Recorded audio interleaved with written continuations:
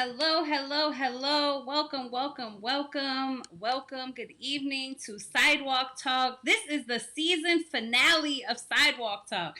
If you are new to this platform, I encourage you to look at the 19 previous episodes. This is the 20th episode of this platform experience. Welcome to the season finale, family. So, this is an online platform where we have real talk about the streets of Newark, New Jersey to gain insight, clarify misconceptions, and get a call to action from frontline workers, right? Boots on the ground, people that know best, right? Getting a call to action from experts, right? So we look to gain insight by having nuanced conversations that really aren't being had, conversations that are oversimplified, that are generalized, right? And so we want to unpack truths that are not often being discussed, have these types of conversations that are not often being had, take the time to unpack them. That's how we gain insight, right? Two, we look to clarify misconceptions about groups of people who are often unheard or misunderstood, right? So even when they are heard, they're misunderstood. And we want to clarify misconceptions so that there's less stereotypes and assumptions about groups of people. And then the last one is to lift up the work of local organizations and local individuals, boots on the ground in this unprecedented, revolutionary, radical city of Newark, New Jersey. If you don't know about Brick City, you need to come find out. You need to come find out because we're doing some historical work here on the ground in regards to community work. And so it's time, we're speaking to experts. We're speaking to local organizations who are doing the work, who are on the ground, who can give us a call to action. So that is our objective here on tonight on Sidewalk Talk. I am your host, Aaliyah Berry. For those of you who may not know me, let me have this opportunity to introduce myself. So I'm a licensed clinician with 20 years experience working with ages 0 to 60 years old in a variety of settings. So I've been in schools and daycares and group homes, shelters, summer camp, after school program, correctional facilities, and a variety of different settings working with a variety of different kinds of individuals. So I'm a community-based social worker. And so what that means to me is social work is a lifestyle, right? This community work often is a lifestyle. If you are watching this right now and you go hard in this work, then you know it's more than just a 9 to 5. It's more than a 9 to 5. It's more than just within the four walls of an agency or a company, right? This is a lifestyle. And so where that lands me, often at baby showers and graduations, unfortunately at sentencing hearings and funerals, getting hugs at a red light and goal setting literally on the sidewalk, right? So that's what community-based social work looks like for me. I currently work as a consultant with Seeds and Berries, where I do program development, national training, and direct clinical services in schools, nonprofits, and the government sector. So to keep in touch with me, you can follow me on Facebook, Instagram, myself on LinkedIn, and more about my services at seedsandberries.com. So if you have missed this episode live, right, I encourage you to go to the Seeds and Berries YouTube channel, where you can not only see, again, the last 19 episodes that we have done with really dynamic guests, like the guests that I have had on Sidewalk Talk are experts, and then you can also watch this particular episode on the YouTube channel. Okay, so that's enough about me and enough about this. Before I get into the topic, I just want to do some light housekeeping, right? Light housekeeping. So please tag, and share for impact. Tag, and share for impact. So when you and love and laugh and do those kinds of things on the social platform, it helps me and my guests feel like we're not alone in a room, right? It feels like folks are with us, and my guests were usually very engaging with people kind of people, and so we like to see that kind of engagement. So feel free to love, laugh, sad, whatever you feel as this conversation goes forth. As the episode goes, if you then see that the conversation is going to a place where you know someone who would enjoy this conversation, or have something to add to it, then definitely tag those people in the comments, and then it will bring up a notification on their end to come join the conversation, right? that leads me to say also comment. Like definitely comment in the comment section because again, that helps us like feel like we're not in a room by ourselves, right? And also you all have expertise and you have value that you could add to this conversation and contribute. So please, by all means, please comment some of your expertise and or questions that you want me to ask my guests.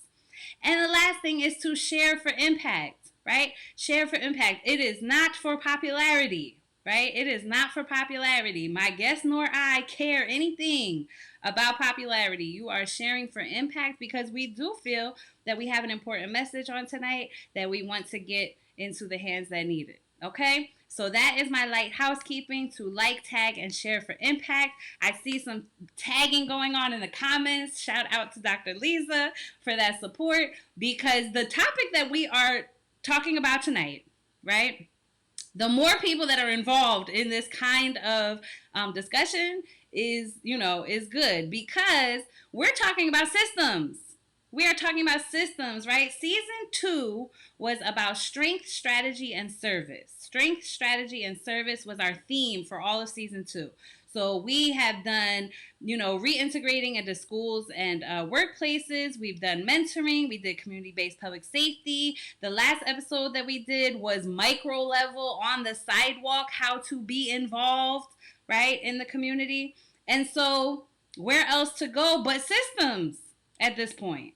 Right? Because like we can talk about sidewalk all day. Miss Berry will talk about sidewalk all day, right? For those of you who know me, I'll talk about sidewalk all day. However, systems definitely impact sidewalk. And sidewalk should be communicating with systems to inform the advocacy that's happening at that level, right? So we're definitely finishing this season off with systems, right? Now, the way that I decide who should be having this conversation with me, right? So I come up with the topic, right? And then I go through my Rolodex, go through my Rolodex, and I find the expert in my Rolodex. Expert family. All the Sidewalk Talk guests have been experts, I can assure you. They're the best of the best in their topics, right? And so I'm so excited. I'm so excited to have Mr. Will Simpson, who is the Director of Violence Reduction Initiatives at Equal Justice USA. And so he has done tons of macro level work, right? He has built coalitions up here in New Jersey, across the country, doing the work, the structural work, the activism, the organizing. He's going to get into his own official introduction. But I am introducing from the heart. I learn from Will Simpson every time I talk to him, even though he doesn't think he's teaching most of the time, probably. But if you're paying attention, you better learn and you better be taking notes. That's all I'm going to say. Here in this episode right now, get out the pens and, pencils, notebooks, okay? We're going to start at the ground floor. We're going to start at the ground floor, family. I'm not going to leave anybody behind, but you're in class. I'm in class. We're in class. Okay, everyone? So, again, like, tag, and share for impact. Like, tag, and share for impact. And without further ado, I'm going to bring on my guests and get this interview started. Hello, Will. How are you? Leah, what's up? I'm good. I'm good. Super excited to be here. Thank you for having me. I'm sitting over here like smiling ear to ear, hearing you talk about, the work and where this podcast or the interview platform is going, right? Like I remember not too long ago, it was like episode 1. You Yeah. know what I mean? And we're sitting in spaces like, oh, Leah, that was dope. And now here we are, something like 30, 40 episodes later, right? Like, Yeah. and the conversations have been amazing. The growth has been amazing. And I think you talked about like the learning, right? Like, I think we all learn from each other in all of these spaces. And so I'm excited to be in dialogue with you, right? To build with you in this conversation. I think we're all doing this systems work at some level or another. And so just excited to be in the conversation. Thank you for having me in the space. There's been some folks that you've had on that I feel are the experts in so many different things, right? And to be able to come on and the finale, right, after some of my closest friends have been in this space to share. The pressure's on, but I'm excited to have this conversation here today. Well, so thank you. And yes, we didn't know where this journey was going, episode 1, but here we are, episode 20, and I'm so glad to be having this conversation with you. So, again, I introduced myself from the heart. I mean, introduce yourself from my heart, and so I want you to introduce yourself as you see fit, and like how you became Okay. involved in this work. Wow. Okay. I'll try to be quick because I know we have a conversation to get to. But I'm Brendan Bill's son. You know what I mean? My mother was a social worker. Has been doing social work in Newark and the surrounding areas for all of my life. And my father was a CEO. They actually met in prison. You know what I mean? And so like she was doing the work, he was there. So I think all of that has kind of like infused into who I am, right? To kind of see the work, how it happens, right? That social work side. How do we work with communities to build empowerment, right? To kind of change the systems, if you will, right? But then on the other side too, right? My dad was a CEO, and so seeing like what he was going through, you know what I'm saying? How that system impacted him as somebody who's supposed to be working in it, right? But also probably I would argue was traumatized by that system in some spaces, right? And how that impacted like what they poured into me. And so I think I start there, right? So that's why I said I'm like Brendan Bill's kid. And I think that's that formation, that foundation piece. And I think just over the years, I've embodied that spirit a little bit from them, but then also figured out how I kind of relate and in relationship to them and into this world that we live in, right? So from Newark, uh, been doing, I would say, I don't want to call it social justice work, race equity work, systems work, policy work, to really create spaces where we can lift each other up, right, to the betterment of our community. Because I mean, the solutions are here, and when we have the conversations, we get to a place where we actually get to build the strategies that we know work for us. So was able to be engaged in the My Brother's Keeper work here in the city of Newark for several years, and then got the opportunity to really do something that I think is probably part of, I guess, my calling to really understand like where we are in relationship to safety in our communities, and how we can have conversations and begin to build true ecosystems of safety, true safe communities that don't necessarily rely on old agreements that we've had, right, with powers that be, or old agreements with systems that necessarily didn't work for us. And how we are in this kind of place. It's an exciting place to be, right, in the midst of transformation, where there's almost a reordering, right? There's a new set of agreements that are being developed daily around what it really means to be safe and what the relationship is of people to these broader systems. So I'm just somebody that just loves the work. I'm humbled to be amongst so many like amazing people in this work in this place and time right now. I know you mean you, but I see our sister Lisa in the chat right here as well, and it's just you know I'm just I think one person of many that are actually kind of setting the table for what our world is really going to look like moving forward in our community. So Mm-hmm. hopefully that wasn't too long of an introduction, but No, hopefully I no. was able to capture who I am in that. No, absolutely. And I also I never knew about because actually asked the last guest we had, Miss Sharon, about who put the seeds in us, right?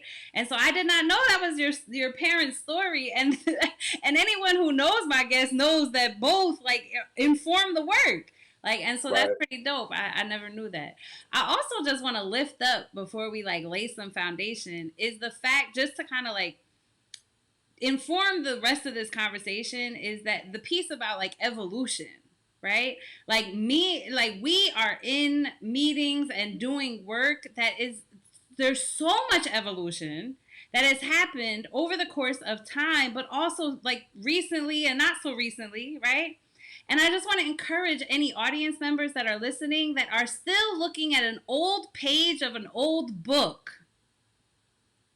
If you're looking at an old page of an old book when it comes to this conversation, I ask that you open up this book right here that we're presenting to you today, right? Because so much has changed and you may be referencing and there's also a lot that has not changed, to be clear, right? But if you're still referencing an old time, Like, definitely stay tuned to this episode as you learn about the evolution that has occurred with systems, like literally with systems.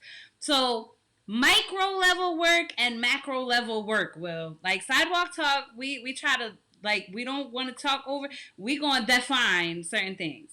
How do you define those two things, micro level and macro level systems and work? Yeah, so I think there's so many ways to define it, Aaliyah. We've talked a little bit about it, right? I think I'll start in terms of the relationship piece, right? So when we look at broader systems, right, they're really these kind of, lack of a better word, things that kind of define the relationship one thing has to another, right? What determines who gets what in a way, in some respects, right? And how folks engage with each other. Again, I use this word agreements, right? What agreements we have with each other. So I think when we start talking about micro level, right, it's the individual, right? So if we're thinking of a ecosystem, right, where all these other things live, the individual is at the center of that ecosystem and the folks that they engage with on a daily basis, right? So you got your interactions with your immediate family, with your neighbors, right, with your church, the people that you see every single day. So when we start talking about that micro level system piece, it's those folks that are in your immediate space, right, in your community, in your environment. So I think that's just a quick and dirty definition of when we talk about micro systems. And then I think there's that macro level system too piece that you brought up, right? And so it's the policies, the beliefs, the almost the values of the broader society and how they influence, right, everything underneath them. But I also think there's another piece to talk about there. Sometimes we talk about it more, that meso level. So I think there's a lot of possibility for change there, and I think it's a place where we focus more. Right, we'd actually see more outcomes because we've got to be able to communicate from that micro to macro, and so it's hard to leave that meso out if we're not communicating with that meso and ensuring that those schools, those places of employment, those neighborhoods, right, those organizations, they've got to be talking to each other too, just like we've got to be talking to each other in an individual level. And that macro system needs to be informed from that individual level. That same level of information needs to happen at the meso level too, in terms of how folks are communicating and operating with each other. I Mm-hmm. really appreciated when you started the conversation. It's like there needs to be communication, but it also needs to be an informing from the ground up, right? And I think what we've seen in terms of the disparate outcomes, right, when we see communities that aren't whole, that haven't been invested in, it's because that macro hasn't been informed by the micro, right? The macro has just done the things that they think they need to do to one, maintain power, and maybe we get to that part of the conversation a little bit. But two, just an uninformed reaction into the conversation we're having today around safety, right? So we see like laws that have no impact on safety and community that get drawn up because they're not informed from community, Mm-hmm. right? So like I said, I just appreciated how you lifted that up in your opening, right? That there's got to be a communication, and when we start talking about informing processes, they got to be informed from that micro level to the macro. Mm-hmm. So let me just be super transparent and say that piece you appreciate me lifting up because Will Simpson is the one that taught me that. And I'm going to be super transparent about that because there might be audience members who feel similar to the way I did when you taught me that, right? Again, you teach when you don't even know you're teaching, Will. But I felt as a micro level social worker on the sidewalk, right? And I'm saying this to audience members who think like, well, I'm just on the sidewalk, right? We have credible messengers, for example, that we often put them on the sidewalk, right? And sometimes us as sidewalk people feel insecure and inadequate with even, I mean, yeah, we inform and hang out around meso, but like the macro, it can be very overwhelming, right? And like, what do I have? That's not my lane. Like, I don't know how to do that. I need to go to another social studies class, right? Like, I need to learn, you know. And so sometimes we can feel that way. And when I shared that with you once upon a time, you said, like, no, our voice is absolutely necessary at those macro level tables because the sidewalk should inform the macro level conversations. And so thank you for thanking me, but I'm going to bring it up and I'm going to, I just expounded on it because some people may be watching that and don't know that. and may feel the same way I did. Yeah, I mean, and Aaliyah, like I think hearing you say that, it makes me think there's another level to it too. It's not just the informant, right? It's like the dictating of the policies, Mm, right? mm, It's the not being at the table. It's like convening the table. mm, And so I just think we're in a place now where, as a society, we have started to see the value in all voices to inform the macro, right? And I think that's what the challenge has been for so long, right? There's only been necessarily like one voice or one group of voices that have been deemed worthy enough to inform the mm, macro, right? mm, Um, but because there have been spaces created, right?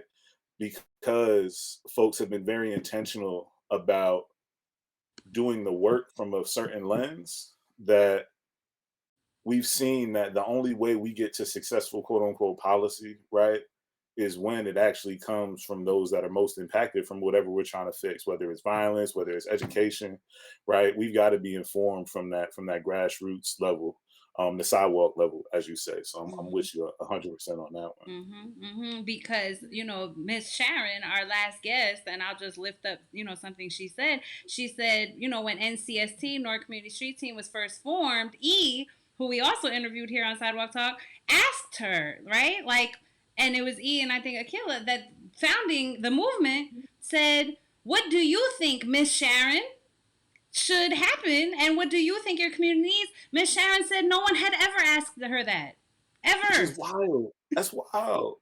And yet here we are, evolution, right? Evolution, like we're moving to the who should be leading the conversation, and you just said dictating it, not just sitting there making a comment here or there, but like writing the agenda. And like, so I appreciate that, right? Shout So out to those two people that you just named too, yes, Aaliyah, E and Akila, definitely, right? Like I've learned so much from both of them, right? definitely, Whether it's in conversations like this or what this stuff looks like in practice on the ground, right? yep, Because it's easy to talk about it, right? But yep, like it's a different thing actually creating the space, right? And like being with people on that journey to that place of empowerment, to lifting that voice. So yes, just shout out to both of them. absolutely, absolutely. Yes, because the question then led to execution. So Hmm. definitely. So then, right, it's a good segue to kind of the next question, like hitting the ground running, right? Well, I'm not trying to cause no trouble or whatever, but hitting the ground running, right, is then if I'm a like I said, sidewalk folks that think or feel like, you know, what's the point? What's the point? And that this like whole conversation can feel very overwhelming. Like to me, I have felt that way, right? Because the whole like by design and web of oppressive systems and like politics and money and like all that stuff up there, like Johnny is in front of my face. Me and Johnny are literally on the sidewalk, and like all that stuff is too overwhelming, right? So like if there are schools of thought when it comes to activism, are there some folks, and not to say where but like are there some folks who say burn it down, start from the beginning, start from scratch, like this is not working at all. And then there's like other school of thoughts that say like pressure as it is now and move and tweak and and then everywhere in between. Like talk to me about what those schools of thought look like. So I think it depends on what we're talking about too, right? I when I hear the burn it down versus kind of like work within, right? Let's fix it. To me, it's like a conversation between transformation and harm reduction versus like going along with whatever the status quo is, right? And so I think sometimes we get so entrenched in our side or what our belief is that it kind of inhibits us from having a conversation to move us forward, right? But because I think we need all these voices at the table to get anywhere, and if we're not at that same table having a conversation with each other, we're doing ourselves a disservice in this kind of movement that we say we want to be in. So we talk about burn it down. I think the easiest kind of frame or lens to make this real, right, is when we start looking at policing. You feel me? So it's like when we look at policing, we've got folks that say burn it down, that are in the abolition space, right? And I'm putting a label on it just to bring some context to the conversation. Mhm. Mhm. So you got like the abolition place, you've got folks that want to reform, right? Which I think is more of the let's work from the inside, let's like figure out how we kind of reduce harm. And then folks that see nothing wrong with the problem, right? So I think for that group, there's a lot of education that needs to be done. There's some probably some willful ignorance there. There's a lot of kind of love that needs to be had and shown to folks to get them to understand kind of what these core issues are, right? And I think that's a whole conversation when folks don't want to acknowledge that these systems are built on oppression, right? When we start talking about things like policing and where it evolved from. But then I think we get to the more critical conversation between folks that are in the abolition space, right, and then folks that are in that reform space. And I used the word harm before and kind of transformation, because I think what we want to do, not we per se, right, but folks that are in that reform space, um, really want to reduce harm of the current system. So it's things like training in police departments, right? It's things like body worn cameras, right? And I think to some level like policy change, right? That we're going to do everything we can do within this framework of policing to ensure that, or try to ensure that whatever police do, they'll be less likely to commit harm on community, right? And I think there's some merits to that. But on the other side, right, you've got the abolition space, that transformative space where it says, hey, we know this is built on a faulty infrastructure, right? Um, it's funny, it takes me back to actually a YouTube video I saw of Kwame Ture, right? He's talking to some school. He's talking about walking into the auditorium and says, hey, man, I see the infrastructure is wrong here. I see it's broken, but we're just going to change the doors and the windows, right? And we're going to keep moving forward. Versus that abolition, that revolutionary mindset where it's like, all right, we see the infrastructure is broken. We got to figure out a whole different thing, right? We got to start from that ground up. And I think there's some real value in that too, that perspective, right? Because we can't necessarily continue to reduce harm when we see that it's easy to reduce harm on an individual level, right? In certain police precincts, right? When we look at the industry of policing as a whole, it's a lot harder to reduce harm that way. So I think those are just like the two schools of thought, right? I haven't necessarily said which one is right and which one is wrong. Um, I probably honestly, right? And this isn't like the Will with the EJ hat on, the Equal Justice USA hat on, or anything that like that. I lean more towards that abolitionist side, right? Where I know I believe in the inherent good of people, right? And so when we actually invest the way we need to invest in community, into people, right? Into those protective factors within community that build bonds, right? That create beautiful environments, right? That give people education and housing. I think there's going to be positive outcomes on that side. And this isn't a place where I've always been, just straight up, right? Like before, I saw like, hey, that we're always going to need police, right? And I think to some extent we're going to need uh probably a system that helps build community and keep community safe. But I don't know if that's what policing actually is. Mhm. You know what I mean? Mhm. And so I also layer it with some context around time and scale, right? So like, and like I said, I'm like maybe let me call myself like a freshman abolitionist, maybe something like that, right? Where like I'm there, I'm in the room, but I'm still learning, right? And I think everybody's on their own journey wherever they are. But I don't know if tomorrow we flip a switch and we're going to be able to transition directly into a place where there are no police, Mhm. right? I want to believe that we can, but I'm not 100% on that. So I think there's an evolution over time. And what I've seen happening in communities all over the country is the work to build cohesive, impactful community systems around public safety. So when we get to that point where that flip switch is ready to be flipped, we have something in place. right? We have a community infrastructure in place. And like I said, it's happening all over, right? And it's been, I think moved forward so fast within the last probably 10 years because folks have been able to see the impact, right? We've been able to use technology to see, like, oh, wow, in the city of Newark, they're able to reduce homicides by 50% by investing into this stuff, right? Um, that other communities around the country can start to see that. And that becomes a motivating force, right? An inspiring force for other communities around the country to start investing the same way. Mm-hmm. Um, so I'm kind of speaking both sides of my neck right there, but at the same time, I feel as though like we as a country, right, as a people, we can get to a place, or we should our goal should be a place where everybody's safe, right, where everybody can heal when harm has happened, right, and there's accountability when harm does happen, right? But it's not like the punishment piece. And these go to like who EJUSA is as well, right? Like we can have accountability conversation that doesn't center on how we just hurt people more, right? I mean, the systems that we look at now, when we talk about accountability, is usually punishment.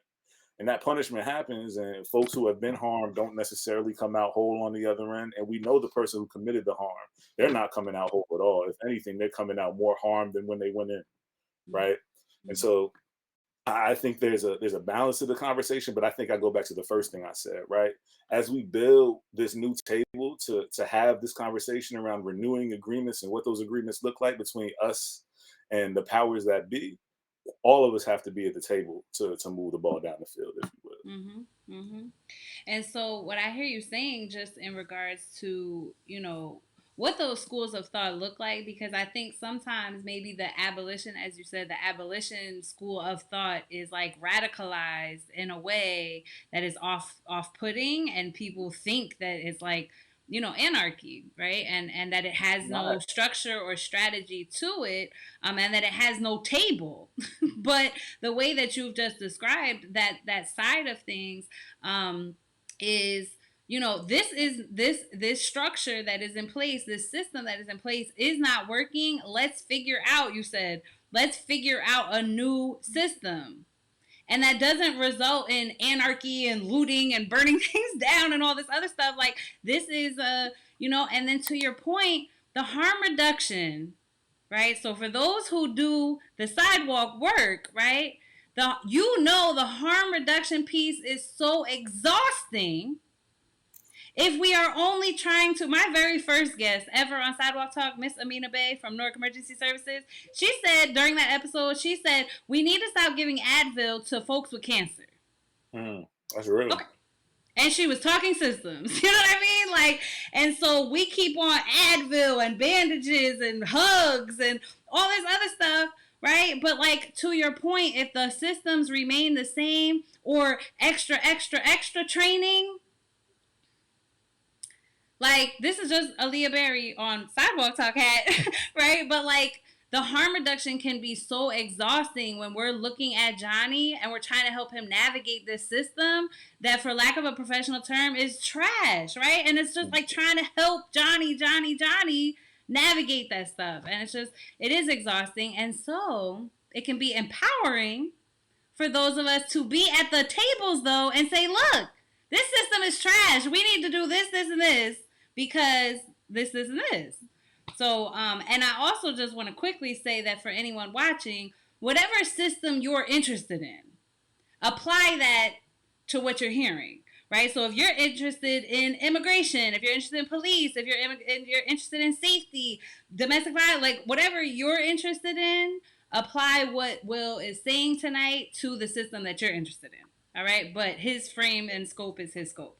So, Leah, can I just jump in yes, and say one yes, more thing? please, Because yes. like as we like say words like abolition, right? I said I'm like a freshman abolition. I'm learning as I go. And shout out to my brother Jiva on our team at EJ. He's helping me on that journey, right? But he's been able to point me to like Mariam Kaba, who has a ton of writings, abolitionist. That's one of the folks kind of leading that movement. So I just want to say that name, right? So if folks want to learn more about what abolition actually means, right? what the framing of that is from experts, like real experts. You talk about sidewalk having experts, right? Let's point people to experts in Yeah. some of these concepts we talk about. Go read some Mariam Kaba, and I'd be open that if you read, we read it together. You know what I'm saying? Let's have community discussions around it. Because again, like, how do we create the spaces where we're learning together, to build together, to get to a place we want to be together? So All right. So Marion Kaba, go get that, and let's. Next up is a community meeting to discuss a book club, a Marion Kaba book club. Look, well, you heard it here first, family. You heard it here first. So to shift a little bit, right? Just when it comes to like power and power dynamics and like how the like different what are the levels of power, again we try to just we're all freshmen, some of us are elementary schoolers, some of us are middle schoolers, right? So like just help us understand like levels of power. Let's start there when it comes to systems. whew. I know So that's a loaded question, I know. it is, because I mean, this is a whole conversation, I think, in and of itself, right? We start talking about power, um, within our communities, within our society, and then how we layer politics, right? And how we layer economic systems on top, Those are right? two right there. Yes, Yeah. yes. So, and I think, we live in a capitalist country, right? So the dollar is the driver, right? That bottom line is the driver. Wealth is that driver. And so I think as we have conversations around systems, it's always important to remember the context we have that conversation in, within like a capitalist system. So that power, and this isn't just capitalism, this is just power in general. That power never wants to let go of power, right? People, when you get power, you like to hold on to that power. Um, and I think there needs to, not there needs to be, uh, we as community need to always remember that the power lies within us, right? In terms of who we are, our experiences, our communities, our numbers, our ability to affect change, right? It's really hard for some folks sitting in a building down in Washington, D.C. to change what your street looks like. Mm. You know what I mean? Like, they can say, "Hey, we're gonna pass this bill for $5 billion," which I wish they would do, but they haven't yet, right? Like, they can pass the bills and the laws, but it's that local level, like that individual level systems, and then coming up to some like local political systems that actually has the power. So when we start talking about community, there's so much power in how we build relationship with each other, Mm. right?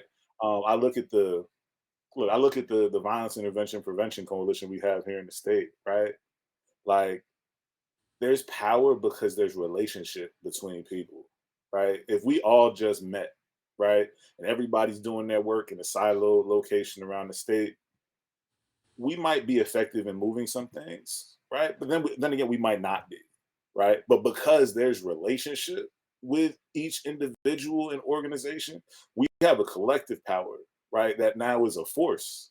So when somebody says something over here, it's not, just Lisa, because I see her in the chat, not just Lisa responding in Patterson, right? But there's a collective power that is with Lisa, that Lisa's a part of, that supports Lisa, that's going to respond with her, right? So I think a lot of times we've got to respond to power with power.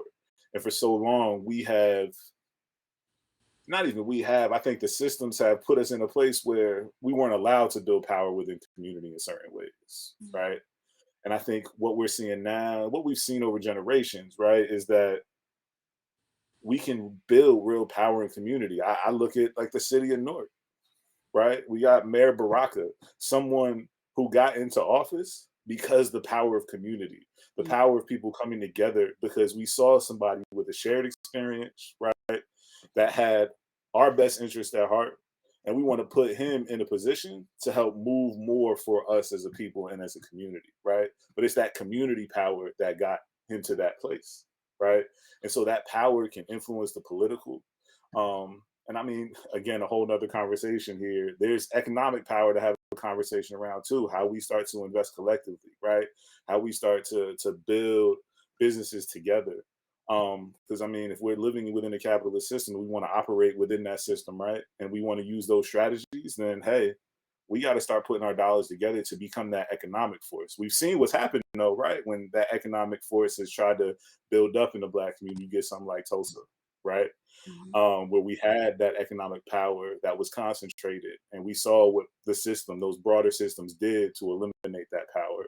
But again, that doesn't mean we can't reinvent, right? It doesn't mean we can't come together again, because we have, right? There's a certain resilience I think that lives within our communities, where regardless of what happens, right?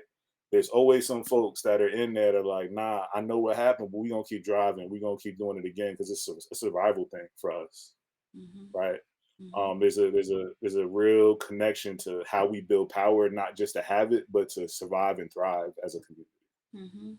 And so that power within us as individuals and then as a collective, whether that is neighborhood, whether that's a household, you said earlier, right? The micro level family, whether that's a household, neighbors, neighborhood, coalitions, round tables, which we'll talk about, we'll invite folks to, right?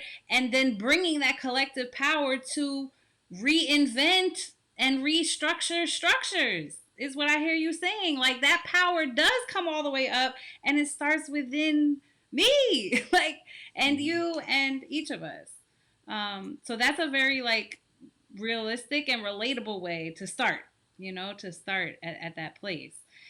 So then, an economic, you said, so how when it comes to then it give us specific examples, right, of how, like, specific examples, because at the end we're going to ask Will his marching orders call to action, right, and he's going to give us very specific calls to action because Sidewalk Talk is about action. Like, we're, it's a lot of meetings and emails. Like, we want to be able to start things tomorrow, Monday, right?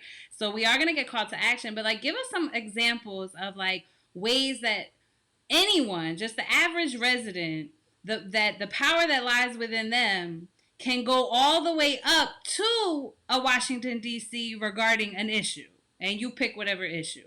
Like, tell us the roadmap of how it goes from an individual through what to where, to what end.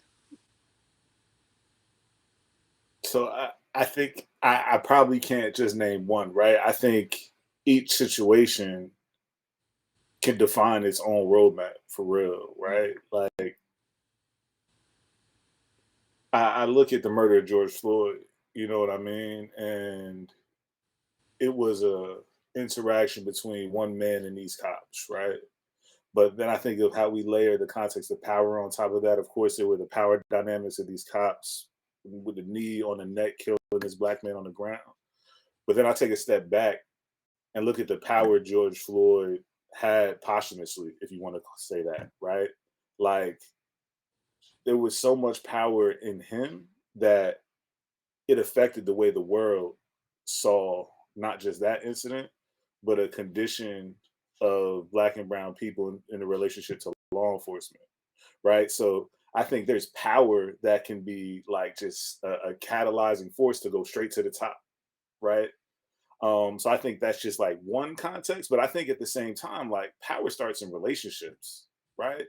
Like power starts with me and Aaliyah having a conversation, like, damn, you see how dirty this street is right here?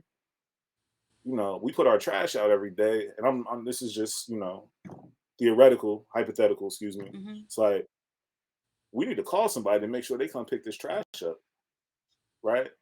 And then they come, they do it, and then 2 weeks later, the trash hasn't been picked up. And Lee and Will now, we're like sitting outside, and Mr. Johnny comes down the street.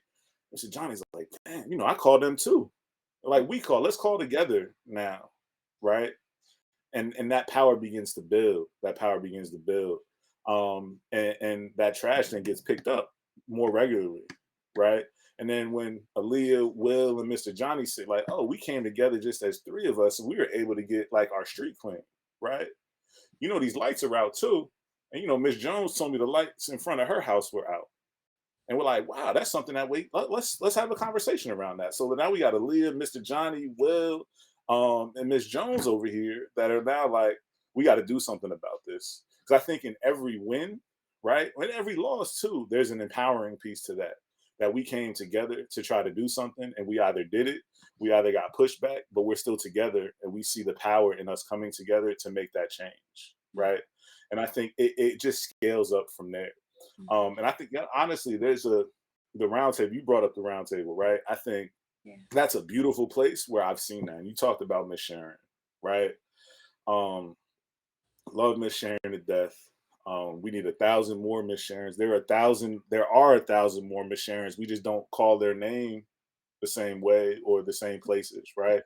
Mhm. Um, but I think Miss Sharon is a perfect example of how power builds within community, right? Um, Came to a community conversation, continued to come to a community conversation, found her place, her role in that conversation where she felt comfortable engaging, began to listen, began to learn, began to build relationship, and then, started driving, became a driving force, right? Began to hold folks accountable, began to do the research, right? Began to bring people together. And I look at how we got to this $10 million for community-based violence intervention in the state, right? Miss Sharon played a role in that, right? That was a one thing on the ground, coming to a meeting, and power began to build and build and build and build. And she played a role in it. I mean, and I don't think we know all the times how we kind of our power impacts that process. You know what I'm saying? Mhm. Um, and I think the more spaces that we create together where we actually have a conversation around how we make effective change, right? How we build power, how we empower, and how we organize power, I think is really key.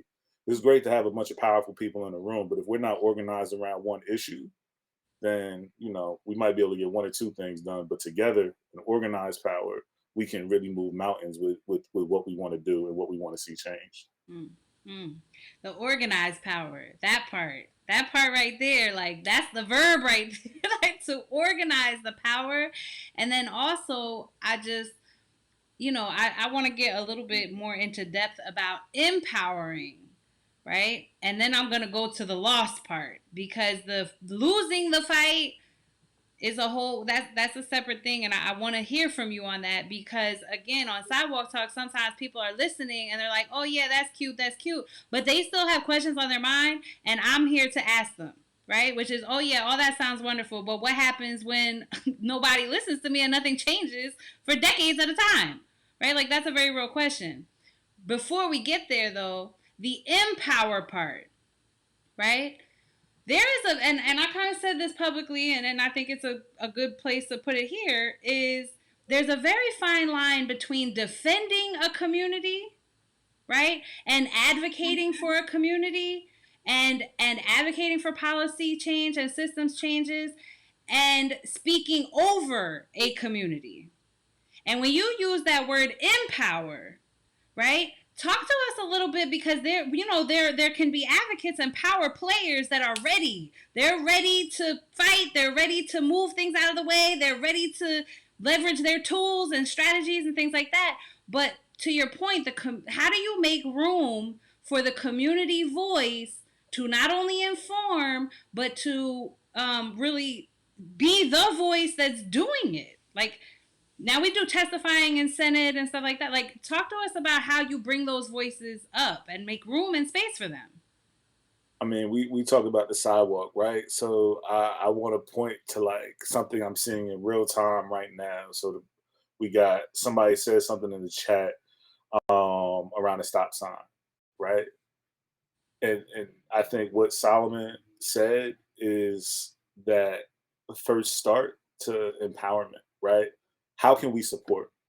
It's not coming in, right? And shout out to Solomon, that's my brother, doing amazing work with NCST, but just doing amazing work for our city and our community. And communities all over the country for real. He's got a national footprint doing some amazing things.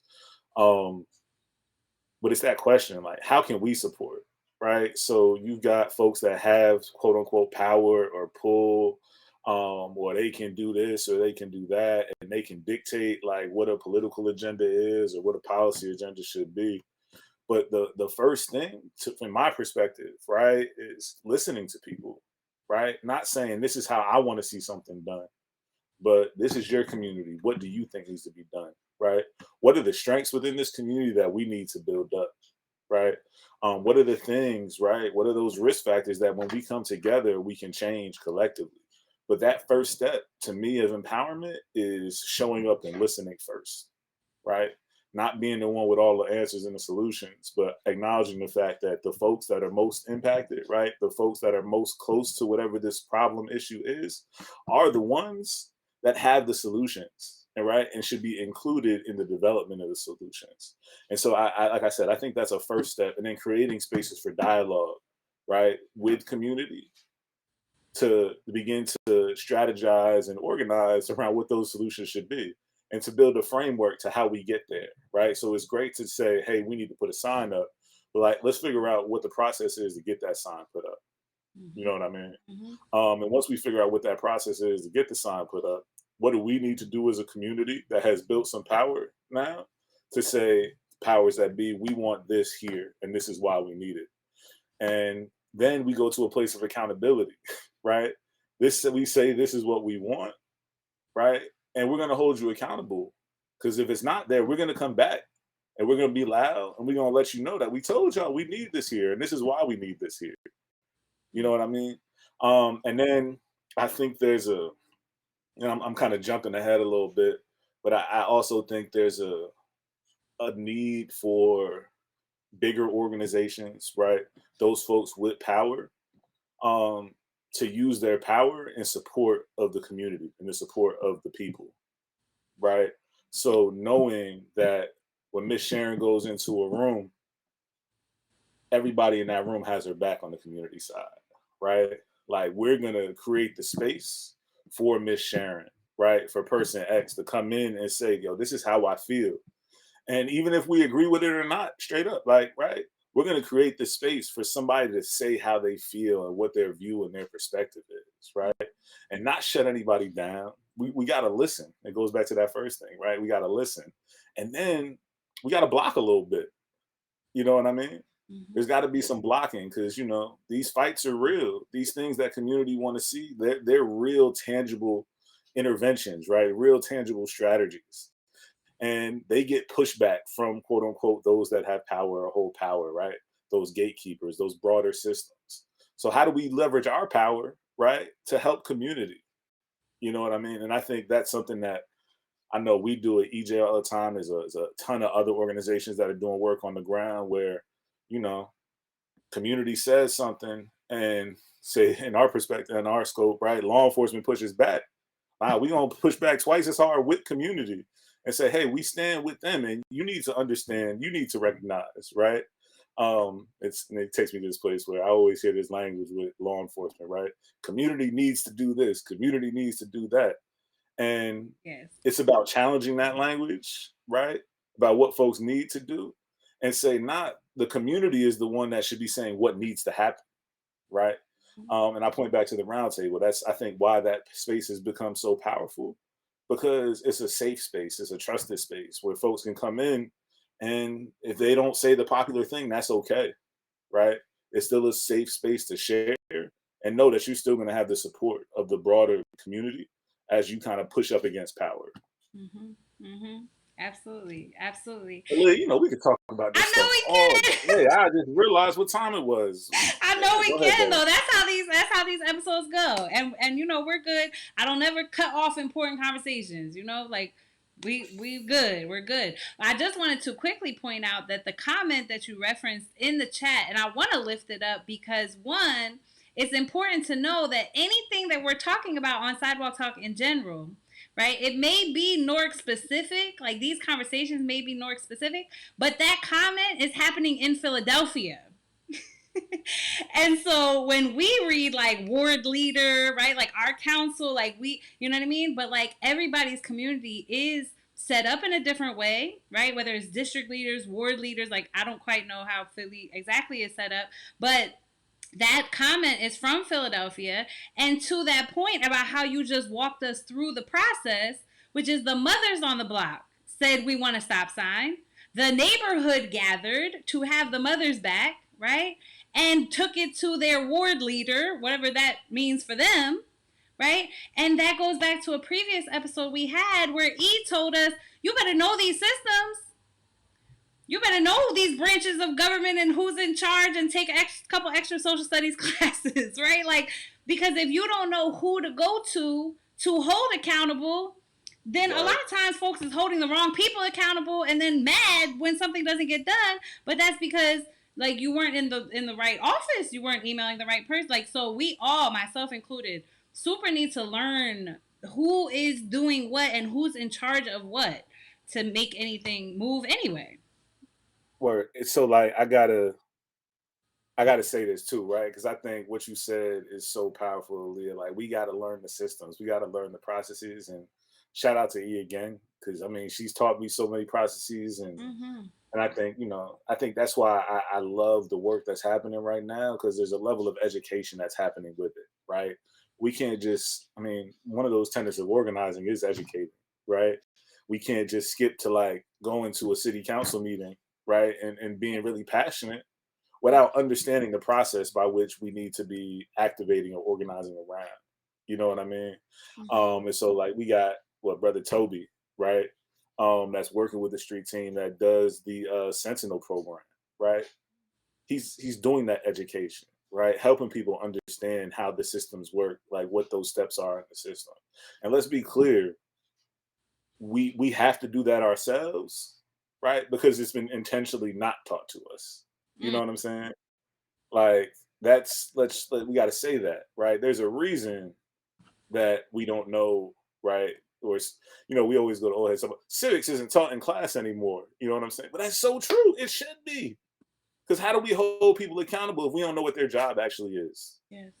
Right. So there's a whole nother level of education that I'm so happy is happening here in the city of Newark and other places around the country that has to be elevated and lifted up. Because the more we know how that system works, the more impactful we'll be in changing that system to either do what we want it to do or creating a new system, right? And I think that's part of the work, right? When we see that systems don't work, yeah, we can tear down. I'm with that in some respects, right? But we've also got to be building up, and all of our focus can't be on tearing down. I feel like more of our focus has to be about building up what we want to see, right? And that's what's beautiful. I mean, we do this all the time, the world building, right? Like, let's build the world that we actually want to live in, that we actually want to see, that we want to have our kids in, our family in. And let's build that world. Let's build it together. And just going back to the chat, I see Solomon say he's meeting in Philadelphia next week. But even if Solomon wasn't building in Philadelphia, we can't be afraid to have the conversation between Newark and Philadelphia, right? So that's happening in Pennsylvania. And that offer that Solomon made, say, how can we support? We Mm. need to be able to support each other, not just because we're in the same city or on the same block, because we're all trying to do this work together. We're all in this movement together. And we can't let, right, state lines, city lines, these barriers that were created to limit our ability to communicate and build with each other, you know? Because like if Solomon's got a solution up here in Newark and somebody down in Philadelphia is looking for a solution, there should be no reason why they're not in communication and why they're not building together to get that solution implemented on the ground. Um, but as see the way the universe works. Somebody says something in Pennsylvania, and Solomon, he's gonna already be down there in Philadelphia, right? So I'm excited, Yes. and And that's so happening all the time. and let me take that a step further based on something that we talked about in the pre-meeting that kind of blew my mind, and so I'm gonna bring it here, right? Maybe it shouldn't blow my mind, but it did. Which is then we're talking about Newark and Philadelphia, right? You can have this, I guess, opportunity to say what you're doing in other states and what has now been replicated in other states, because your playground definitely is the US. But then what you also shared with me is global strategy, family. Like, we're talking about doing this work in other countries, and because, for example, violence, the formula and variables of violence is often the same in other places, even if the cultures and reasons behind the violence and stuff like that sometimes are different. But power often is under violence. So we'll just leave that there. That's another episode. But that whole piece from Newark to Philly, to these other states that you have now done work in, and then bringing it to other countries. Talk to us about this, Will. Like, how does that strategy go from here to, other countries? Like, what does that look like? So I don't know. We haven't started doing it yet, But right? broaden our Like, minds. Give us an but imagination. it shouldn't be hard because like our ancestors did it. You know what I'm saying? When we start talking about people's struggles around the world, they were talking to each other. They were in conversation with each other. They were visiting each other, right? Um, like King talked about being in Jamaica. He was in Jamaica. He felt the fullest that he ever was. You know what I'm saying? Down there. And he just wasn't down there to be down there, but like you got to be in conversations with people, right? We got to build together. To your point, the roots of a lot of these issues that we face in our communities, they're just not local issues. You know what I mean? They are issues related to systems of power and how they impact individuals and communities, you know.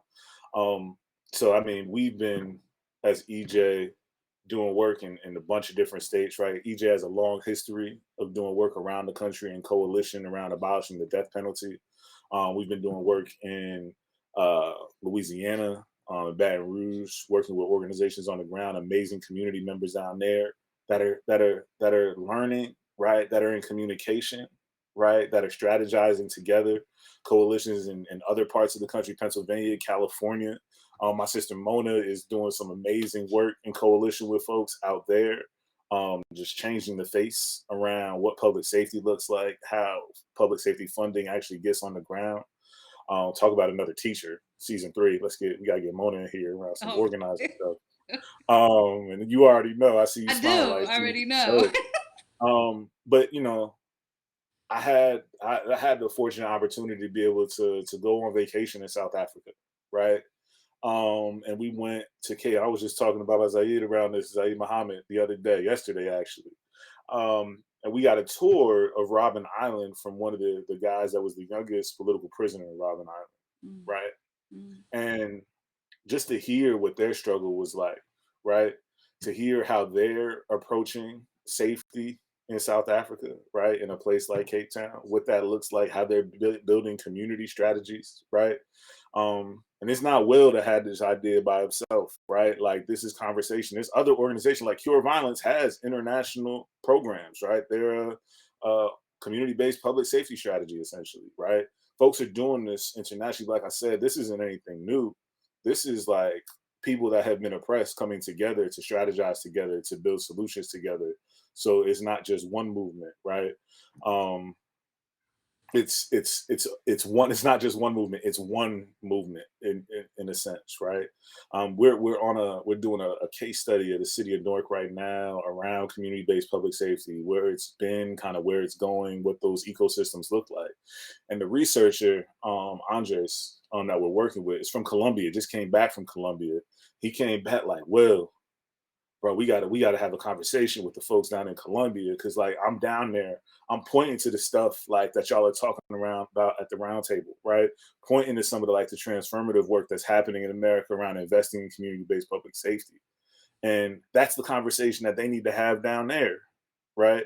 Um, brother, I mean, the same thing with like they're doing community-based public safety work. I mean, it's happening all over the world, right? And with technology, right, with our ability to communicate with anybody, anytime, we need to be capitalizing on that and building together. You know, I mean, we're always stronger together. I mean, we probably said it earlier today. But I just think that we have an ability right now where it's incumbent upon us to like do this work and learn from each other, because there's going to be things that we learn from somebody in Arizona, right, that's doing work, say down by the border around safety for undocumented folks, right, or somebody that's doing work down in Mexico that can impact the way we organize and strategize on the ground for the work that we're doing here in the city of North, mm. right? We just got to be in communication, and we got to seek that. It can't just be like, oh, let it come. Like, we got this computer in front of us. Let's do some searching, find out what's going on in the world, who's engaged in that work, how do we reach out to them? It doesn't take anything to send an email, right? So we got to be able to use what we have available to us in the times where we live now to do this work together. Mm-hmm, mm-hmm. And I say that that piece, like, again, not, and it shouldn't be a shock because absolutely that historically, like, people who have done this work, right, did that internationally. So no, that was not Will's idea, nor was it Aaliyah saying, you know, like, blah, you know, something that has never been done. It's been done, and I think that, again, in full transparency, like, for audience members who might relate, sometimes, again, if we are so focused on, and I wasn't gonna shout out any block, but I'm gonna say, like, Broad and Market, right? I'm still certified. We ain't gonna shout out nothing other than Broad and Market, right? But, like, if we're so focused on Broad and Market, like, to think about what Atlantic City is doing, what Patterson is doing, what these other cities across the state are doing, and then, like, what Baton Rouge is doing, all the way to Columbia. Like, the fact that Columbia's strategies and tools can help broaden market and vice versa. Like, yes, that's been done before. And no, sometimes we are so, again, community workers, sidewalk, like, so focused, and because it's loud. It's loud out here. This work is very Mhm. loud. And so sometimes we need to come up to more strategy building, and collaboration. You have said that many times throughout this conversation. The silos, it's over for that. It's over for that. Like, silos is not where the power is at. That is not where the power is at. So Yeah. yeah, But go Aaliyah, ahead. like that's the thing. We've got to be in all of those places too, right? It's not just one place we've got to be in, right? Yeah. Like it's the communication. So you could be on Broad and Market, right? But like, let's talk to somebody who's doing the work in the West Ward, right? To Yes. see what's happening, right? If we're in Newark, we could be talking to the folks in Patterson, right? Because I think there's also a level of transience with our community, right? Just because this person is here right now doesn't mean they didn't come from over there, right? Where they're not going to go over to there next, right? So how do we begin to build a network, right?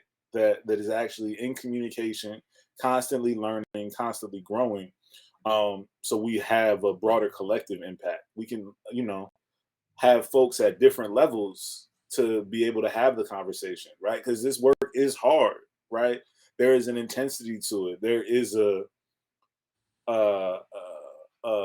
urgency to it, right? And I think there's an urgency at different levels, right? So there's a policy conversation, right? But again, that policy conversation shouldn't happen without folks from the sidewalk, right? Or being informed by the sidewalk. These programs are being developed and strategies are being implemented. Folks are getting dollars to do work in community. But again, that can happen, but it shouldn't be done without the sidewalk or being informed by the sidewalk. And Mm-hmm. so making sure that we're in a coordinated strategy where folks are working together, right? Like I might not be out on Broad and Market with you, right? But you know what? If I'm in a policy space, right, and we're in a meeting with the AG's office, I'm gonna tell them about Aaliyah that's down on Broad and Market and what she said and what she thought should be the interventions or the strategies that actually work on the ground, right? But it's got to be coordinated and we got to be together in it. Mm-hmm. And sidewalk talk is about real talk, right? Well, and I'm gonna say what I'm about to say, and you can comment or not, right? But I'm still gonna say this, which is, right, and this has come up on multiple other episodes as well. But when you talk about building a network and you talk about building coalitions, right? Pride and ego, real talk. I'm just talking, right? I'm not coming at nobody for nobody. I'm just saying though Mhm. that, like, silos occur when pride and ego is leading the way. And so, like, pride and ego, competition, all that stuff, like, it needs to be put to the side, for the best interest of coalition building and the power of the network, the power of the collective. And so, like, I'm just saying that out loud, right? Because coalitions don't even get built, let alone successful, if ego and pride is in the way. You can Mhm. comment if you want. I still say what I say. Yeah, nah, say it. You should say it twice, right? Somebody should put it in the chat. Um, because that's been the downfall of so many movements, right? Is that pride, that ego, that competition, right? I mean, I look at the way nonprofit like culture is, how it exists, right? I'm not even talking about like on an individual level, like people to No, people, right? But like chasing the same there, dollar. we're chasing the same dollars in this scarcity mentality. Like there's not enough to invest in everything, right? That we can't come together, right? Just because you do something doesn't mean I can't do it, right? I can't apply for that because you applied for that. Mm. Like, nah, there needs to be that checking at the door. I think in a lot of times in coalition building.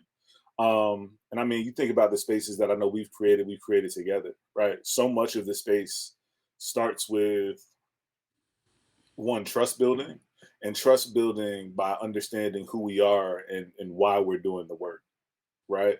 So when we're on a coalition call and we talk about, right, and I'm so mad that I missed the last one.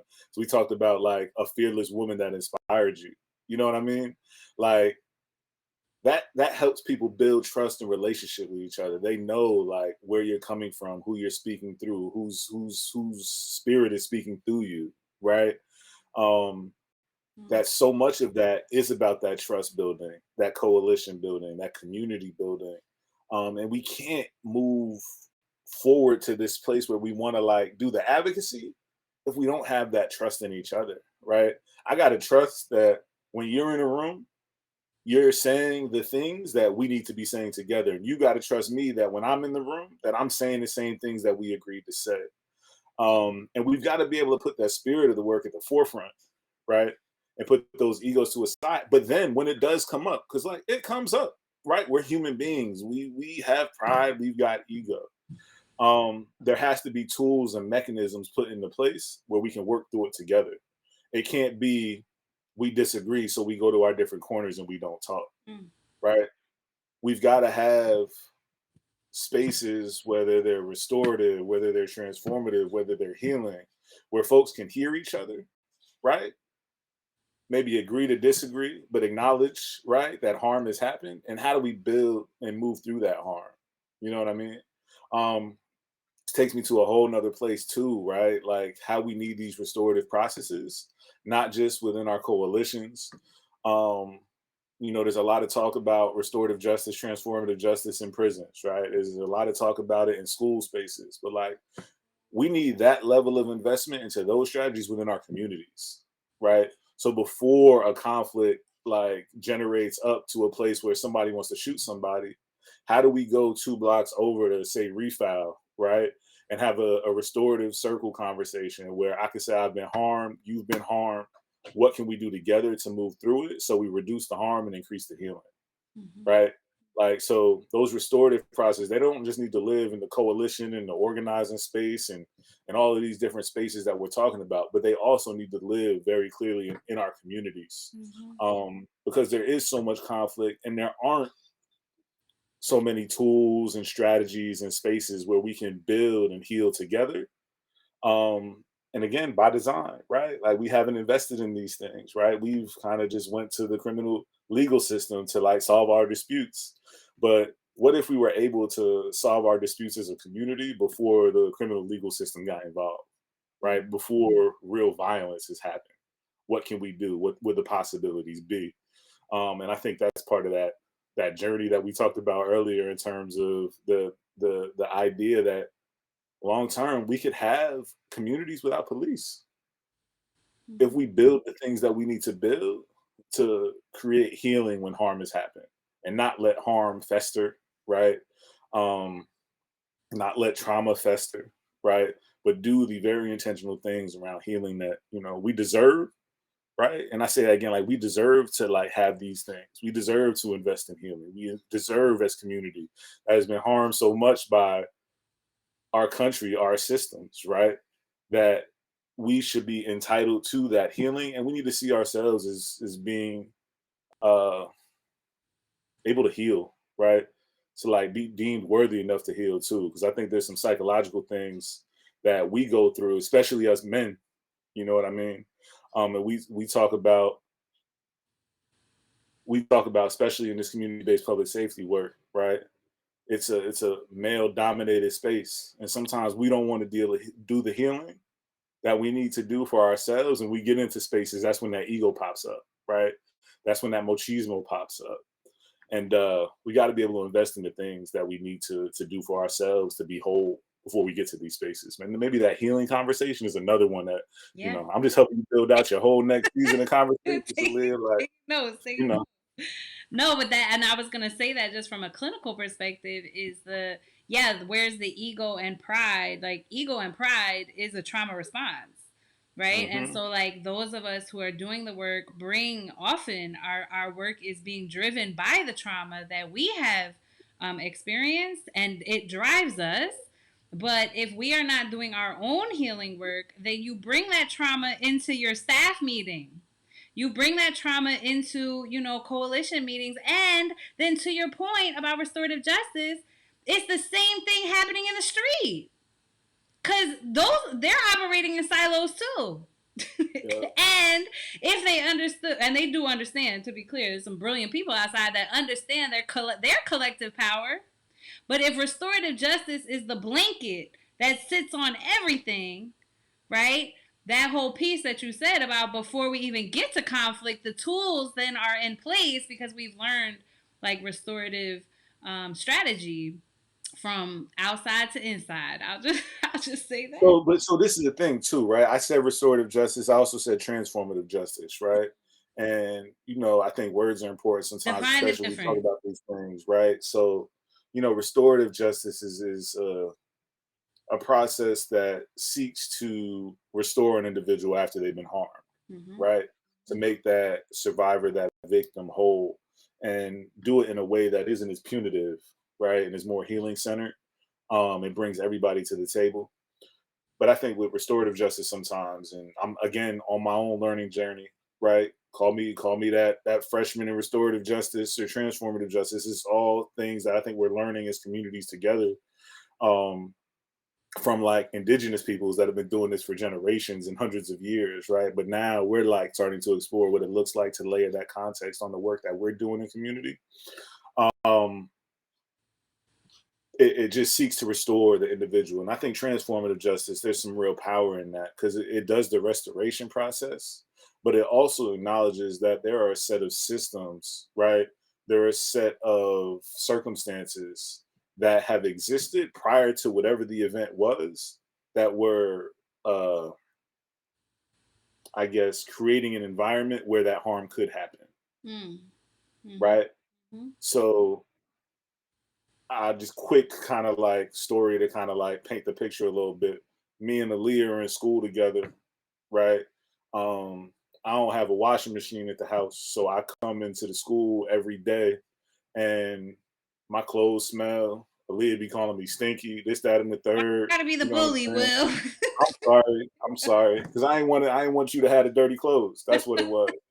Um, and so one day I snap, right? Because Aaliyah keeps calling me dirty, and I throw a book at Aaliyah, right? And Aaliyah hurt, tooth falls out, it's all bad. All that. And I get in trouble, right? But I've got a transformative justice space, right? Either in my community, wherever this happens, or in my school. And they say, well, like, what's going on? Aaliyah, like, what happened? And we start talking. They say, well, why did this happen? Because Aaliyah was calling me stinky, The root right? under the behavior. Root under the Right. behavior. Right. But like, let's figure out, right? How do we And make add a washing sure? machine in the school, right? Well, Exactly. yes, Exactly. Let's get to yes, that root. You know what I mean? So yes. I think, transformative justice is powerful. I think restorative justice is powerful too, but I think we could do more as a community when we seek to change the conditions that were present to cause the event to happen, right? Because we have the power to do that, right? We can get to some of those root causes faster and quicker.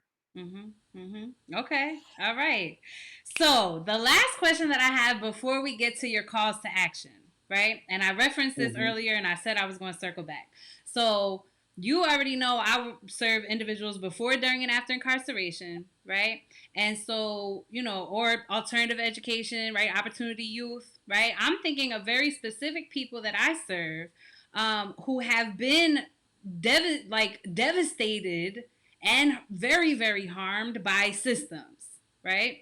And so I'm big on leadership. I'm big on training them for leadership. Like anybody who knows Miss Berry outside is like, she's always trying to turn me into a leader, right? And I do train behind the wall and things like that, right? the what is the point narrative, right? The what's the point? They're not gonna listen to me. This reality is too ingrained, like, and so folks that have been hurt by these systems, being weary and not feeling encouraged or empowered or feel like it would even be successful to sit at a table and even discuss reimagine anything. Like, I have had to argue with individuals. Now I also do some healing on the trauma piece. Of course, you have to do that, right? Kind of hand in hand. But like, the sometimes like the going on strike and like, no, because this and this and this, like, because of the weary and discouraged, and I get it, I get it. But like, what do you say to them, those who have been hurt by systems that we want to bring to the table, and they're like, they're jaded and not interested, and understandably so. But like, how do we kind of reel them in? So I don't know if it's I don't even know if I want to use this language. It's not our job to reel anybody in. You know what I mean? Like, that's not Empower, even the work. not empower, But and maybe I think reel in, but I like, think it's I don't know. embrace Like, I think people, there's a empower. fine line there, Leah. I think there's a fine line, right? Because who is anybody, right, to question or tell somebody how to, verbalize their trauma or their pain, right? Or how that trauma or pain manifests for a person. You know what I'm saying? Like, and I think in some respects, there's an acknowledgement. You know what I'm saying? Like, damn, that's messed up, Mm-hmm. right? Like, yo, Mm-hmm. that you have been through something. I'm sorry you've been through it, bro. Like, you shouldn't have had to been through whatever you've been through. And at some point, that might just be it, right? Just to acknowledge that somebody has been harmed, right, is a first step, you know. And I think everybody in their own time is on their own journey, right? And so it's not forcing people to say, "Hey, nah, I need you to activate your community this way or to send a year organizing this way." It's like, nah, like, there has been a wrong here, and if you think your solution to actually righting that wrong is doing XYZ, do your thing. I'll explain why my solution may be a little bit different and say, if you want to join, cool, but I'm not going to hate on the next person, right? Because they're really, really upset and they want to boycott, right? Or they want to do something. They want to speak out a certain way or call people to task a certain way. Nah, that's the beauty of our country, right? Folks should have the freedom to voice themselves and stand up the way they want to stand. At the same time, if we're working on a similar issue, that doesn't mean just because I'm not supporting that movement, right? I can still acknowledge that pain that's happened and what your response is, but that doesn't inhibit me from creating my own solution over here and working in parallel. I think this goes to the conversation we having before, right? We got to have all voices at a table, right? And if this table isn't right for you, that's all right. If you want to stand outside the room and yell at everybody in the room, that's cool too, because you know what? You're going to help this whole movement move forward. And Fact. we need people in all of these different spaces, Yes. right? If it was easy, then we wouldn't be doing it, right? It's like we're dealing with complex issues. Saeed, he said this multiple times to me, right? These issues that we're talking about in that context, it was reparations, but I think it applies to so much more. These issues that we're facing in community as people, like, these are complex issues, right? And there's going to be a series of complex solutions that have to come together to move us forward. And so if that's somebody over here yelling, if that's somebody over here yelling, we're all yelling about the same issue because it's the same pain that we're all feeling, Mm-hmm. right? And we all want to get to a solution. Your solution might look a little bit different, Mm-hmm. but we've got to be in a solutions conversation, Mm-hmm. right? Or I've got to hear what your solution is, or I need you to be vocal about your solution to help us get to a place where we actually get solutions that have impact. Mm-hmm. And so then but I hear you saying, like, nevertheless, to plant the seed, right? Because some people will say, oh, like he's not interested in leadership, she's not interested. Okay, okay, never mind, right? But the planting the seed and then watering it does bring harvest.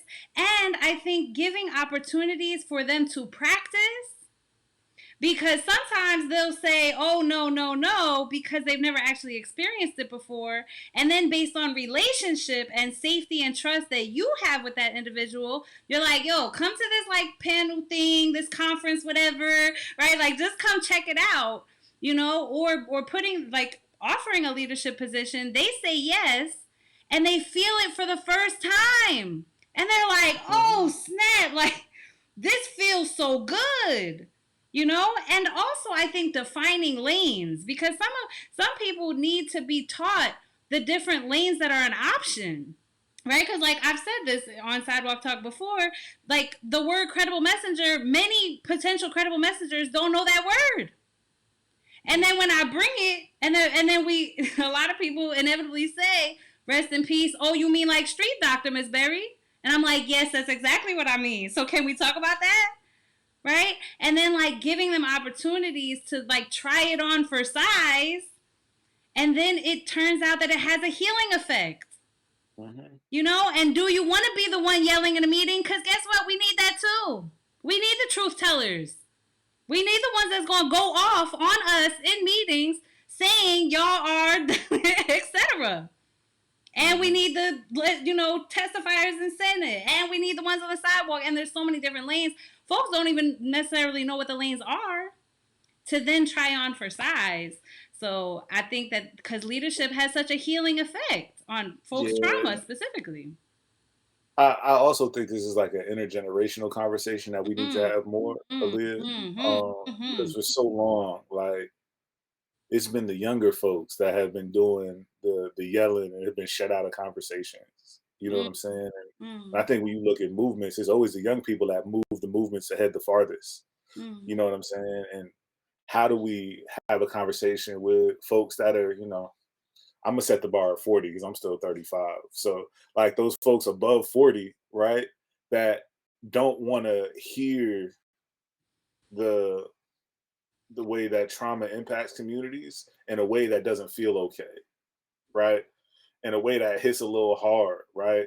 Or in a way that might hit you a little bit. You know what I'm Mm-hmm. saying? Mm-hmm. And how do we create space for that inclusion of perspective and those voices at a table, at a leadership table, as we're building these solutions together?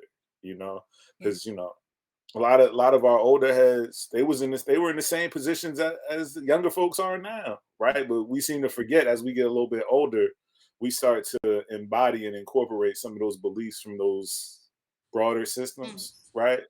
Mm-hmm. And we've got to make sure that we remember, right, that one, we have to acknowledge that, hey, that system's influencing me. If we can name that, that's a first step, right? That I can see how this big system's influencing how I'm interacting with my younger folks, my community.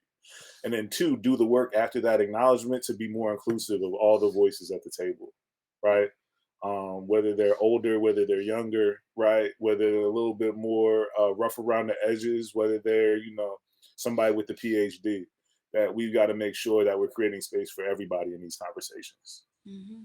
Absolutely, absolutely. So, Will, we are at the end, right?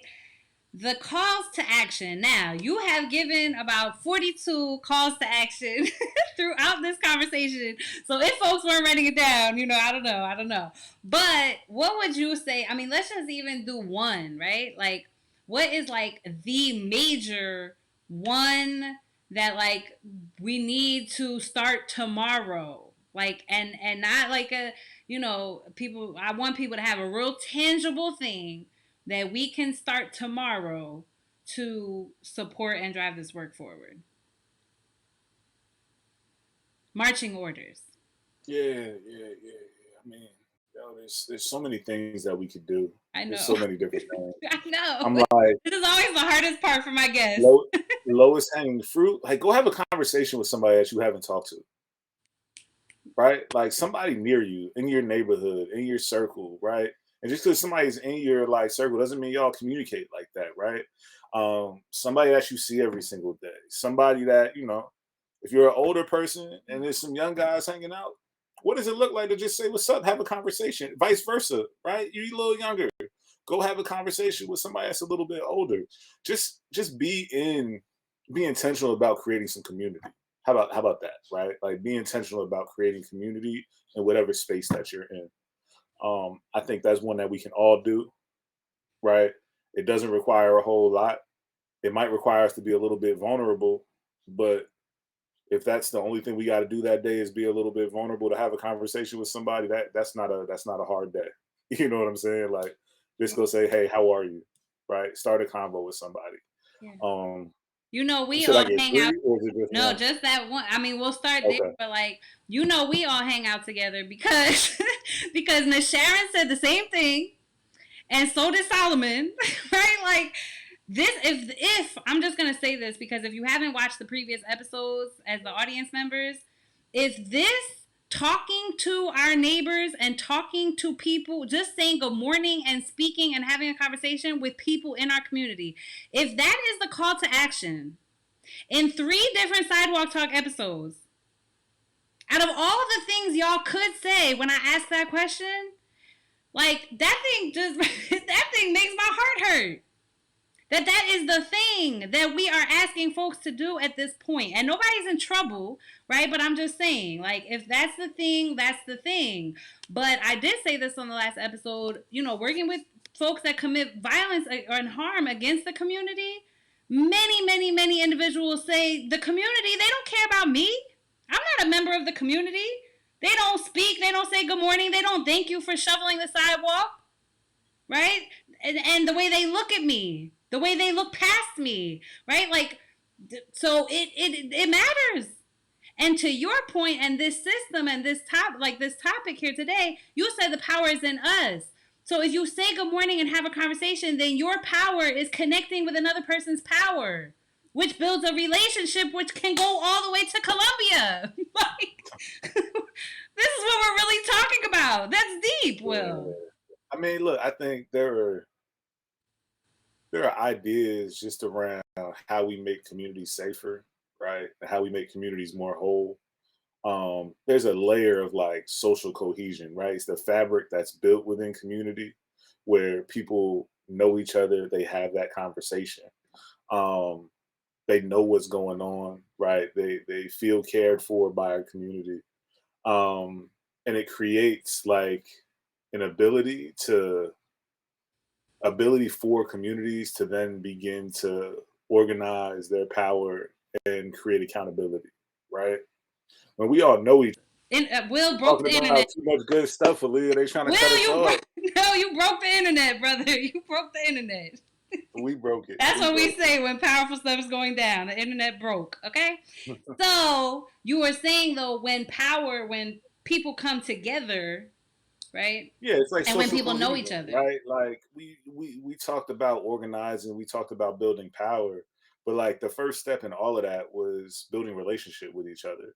No matter if that's like the relationship of your immediate community, if that's a relationship with folks that you're doing work with, right? If it's a relationship you're building with different organizations that are doing the same type of work, all of this stuff starts with us building relationship with each other to build that trust, right? So we can actually have faith in everybody in the place in our spaces that we're doing this work from a place that's around community, right? That wants to see impact for community. So And so join the organization. From what your definition said earlier, that's the mezzo kind of call to action. I know I told you one, but I think you were planning micro, mezzo, macro.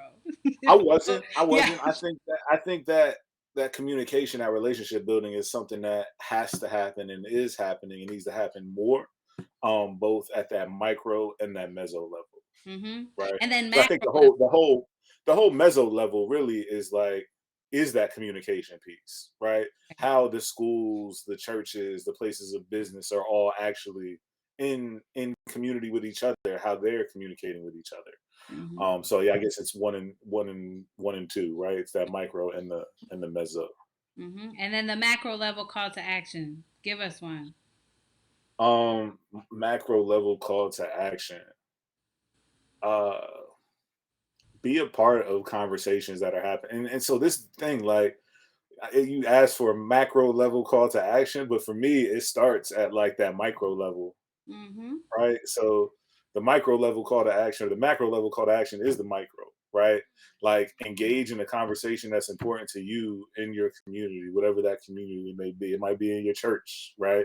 It may be in an organization where your kids go to school or they go to after school program. It might be just with your friends, right? But engage in a conversation that moves for a generative conversation, right? Not just something like, oh, we're gonna talk about boom, boom, and that's it, right? But a conversation where we're all going to incorporate ideas to move a broader idea forward, right? Mm-hmm. Join the public safety roundtable. Plug, shameless plug, right? Come on in every other Tuesday. We have generative conversations that are solutions based, right? Where we incorporate voices of community to drive a conversation forward, right, through the lens of community and those that have been most impacted by the issues that we talk about in the space. Um, Join another shameless plug, Liz. See, now you got me going. Join Trauma to Trust, right? It's a conversation led by EJUSA. I know you had Lionel on here, who I know talked about it a little bit, but those training sessions they're starting back up in April, so we're excited for that. But join the conversation. We have plenty of spots. We want to get more community in these conversations with law enforcement, right? We've seen that it works when communities in the space with law enforcement. Law enforcement walks out a little different on the other side when we start to address traumas together, right, and do that education around trauma together. So I think those were probably like my two, and then my earlier one call to action. Mm-hmm. And I appreciate just clarifying that misconception because sometimes the macro level feels like federal, call a congressman, write a letter, like go all the way up here and do that stuff. But if, like we said earlier, we need to learn all of these things. But if you don't know that yet, right? Like don't then exit yourself out. Like don't not consider yourself for the macro level work. The macro level work can start at the micro level. And I appreciate you clarifying that misconception.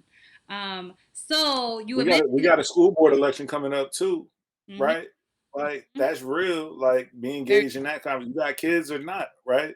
yes. That's a dialogue that you should be engaged in your community. We talk about like district leaders; those are important, right?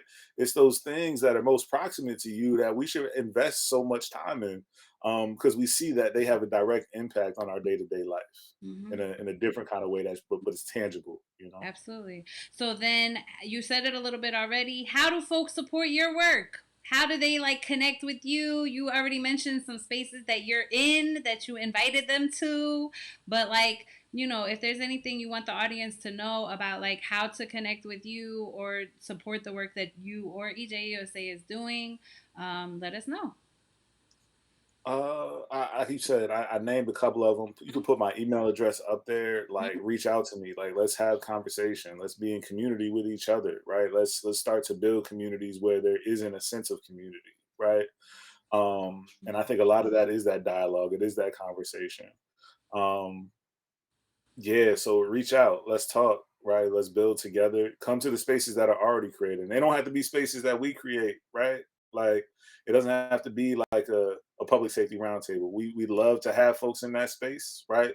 But there are conversations happening throughout the community. You got a Brick City Peace Collective that meets, right? They do listening sessions within the community. Find out when one of those is happening in your neighborhood and go to that, right? If there are like block association meetings, go to that space, right? But come with the lens of community, right? Don't come as someone who wants to just see things change just for you, but like how do we make change for all of us, right? That are in the spaces together. Mhm. Um, and I think maybe the last piece, and I think this is for folks in Newark, learn more about our Office of Violence Prevention and Trauma Recovery here in the city of Newark. Mhm. It's really transformational in how we're approaching public safety. And public safety, is not just for the folks down at City Hall or the police department, right? It it really requires all of us to be a part of the conversation. The street team talks about, can't have public safety without the public, right? And I think with the leadership of Director Keisha Yuri over there at the Office of Violence Prevention and Trauma Recovery, Mhm. there's a lot of amazing things that are happening. There's a lot of amazing things that continue to happen. But we've all got to be knowledgeable and engaged in the conversation, Mhm. right? Be open to having a dialogue. Know that there's someplace different that you can call. Right, they've got social workers over there. Leverage the resources of these kind of new interventions that are being developed. Right, call your street North community street teams. Call your offices of violence prevention. Let's start like investing in those things that are a little bit different than what we've invested in before. Yeah. And learn about the evolution. Like, just Right. learn about the evolution, revolutionary, transformational things that are literally happening right now. And if Hmm. like you don't know it's happening, then it's easy to become overwhelmed by what's in front of you, right? Yeah. So I thank you, Will. I thank you. I thank you. I Thank like to give you. guests the flowers that y'all deserve. Although you are super, super humble, so you're going to give the flowers to somebody else, Will. But you are an asset to this village. You are a cornerstone in this village. I You appreciate that. also are the real deal. You are the real deal, Will, and and if anyone knows you, they already know that about you. Your name precedes you as being the real deal and trustworthy with awesome intentions and knowledge and organizing abilities and like all that. Like you're a heart of gold, and like your village knows that. And so I salute you. I salute what you're doing on a regular basis and the things that no one sees. And that's for all my guests. Like a lot of people are doing a lot of things that no one ever sees anywhere. And we salute you and appreciate you for those things too. So thank you for having this conversation. I've learned Thank a you, lot. Aaliyah. Definitely was the notes. I was taking notes. I was in class. I was not lying about that, y'all. So thank you, thank you. Thank you. I appreciate you making the space for me to be on. Absolutely. And just thank everybody that's in this work, doing the work. Right. I'm always gonna pass some flowers off. I know Right. you There's a was. whole bunch. I knew There's you a was. whole bunch of folks. Right. That are doing the things to make new systems. That are creating new systems. Right. That have community at the center. And I mean, I think I'm like just so fortunate to be from the city of Newark, right? In this time, in this era that we're in, to be engaged in the conversation, because I really think that we're in a place in the city where we're driving a change that is revolutionary in all the senses of the word revolutionary, right? Um, and I think we're helping to give some guidance and paint some pictures of what it can look like in practice that I think a lot of folks around the country are looking at. Um, but again, it requires us to stay on our game, right? And be in communication, not just with each other, but with other communities around the country. So our movement stays strong, stays connected, and is just as powerful as it is when we have a win in Newark, right? We can get a win somewhere else, say in the Baton Rouge, or we get a win somewhere in California because it's a win for all of us as we do this work together. So again, Aaliyah, thank you and congratulations on all the success with Seeds and Berries and Sidewalk Talk. I'm just honored to know you and humbled to, that you call me a friend, you know what I'm saying, and that we're in this work together. So again, thank you so, so much. Yes, yes. So we will talk and build soon. All right. All right. Have a good night. You too. All Peace. right. Well, family, well. That is the interview on our season finale.